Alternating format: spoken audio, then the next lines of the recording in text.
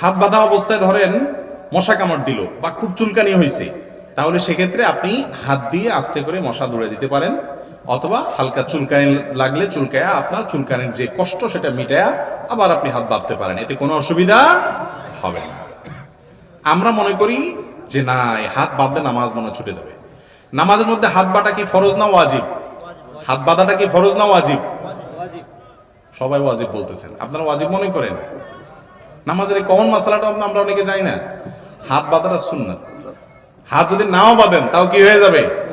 সেখানে যদি আপনি একটু চুলকান, তাতে সুন্নাত সামান্য সময়ের জন্য ছুটলো, নামাজ নষ্ট হবে না। অনেকে আছে যে মশা কামড়াইতে কামড়াইতে বেচারার চেহারা লাল হয়ে গেছে মশার কামড়ের চোটে, এরপরেও হাত দিয়ে দৌড়ায় না, আছে না নেই? না, এত কষ্ট করার কোনো দরকার নেই, আস্তে করে দৌড়ান। আবার তার মানে এই না যে দৌড়ানোর নাম দিয়ে আপনি মশাকে মার করে একেবারে গায়ে জোরে দিলেন, কামান মারার মতো মশা মারার জন্য কামান দাগাইলেন। তো নামাজের মধ্যে এরকম করলে আমলে কাসির হয়ে নামাজ নষ্ট হয়ে যেতে, আলতো করে সরাই দিতে হবে।